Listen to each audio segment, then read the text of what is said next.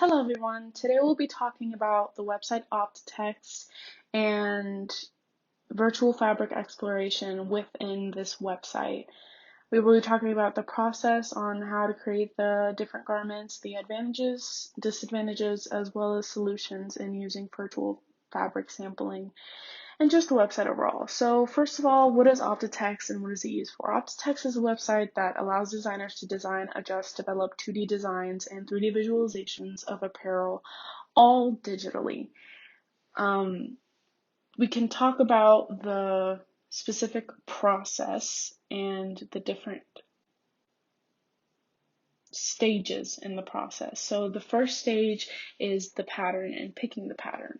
So using the pattern design software, you can create your own pattern as well as adjust accordingly to whatever you need using the tools that Optitext provides, which is flexible user-friendly pattern making.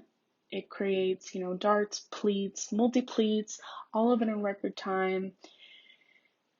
And then the fabric. So when choosing the fabric, there are two options. You can choose from the Optitext virtual library that provides you with many different colors, patterns, prints, textures, structure, it provides everything.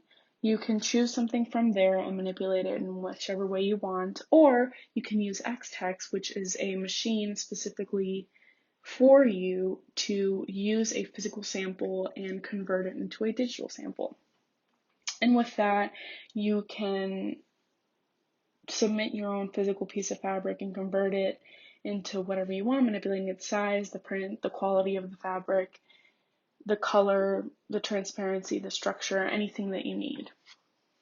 Then you can use a 3D avatar to fit the garment into a specific avatar of a specific size or shape, which they provide many, as well as they provide different poses and movements for you to see the different drape and stretch that the garment that you have provides. And it provides you with scenarios in which you can check the durability and strength of every fabric and how you would like it to fit and move.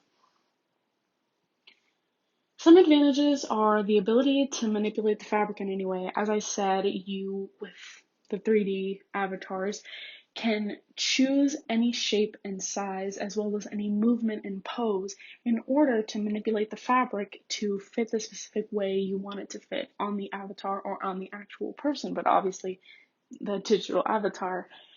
It's less time consuming. With physical fittings, it takes a lot of time and a lot of different times in order to fit the pattern and fit the garment specifically, as well as just having to go between a designer and a manufacturer back and forth a couple of times. It is much better to do that all digitally, all at once, all yourself, and do it in any way you want. And with that, it reduces waste and reduces the number of physical prototypes, the fabric that you waste, all of that. None of that would be a problem because you're doing it all digitally and you're allowed to cut and manipulate in any way you want.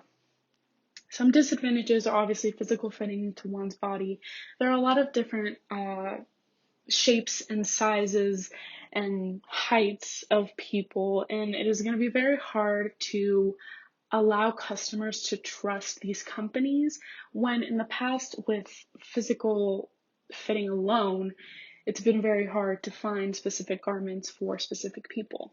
It's also the ability for workers and employees to adapt from a physical fitting and a physical fabric environment to a digital one.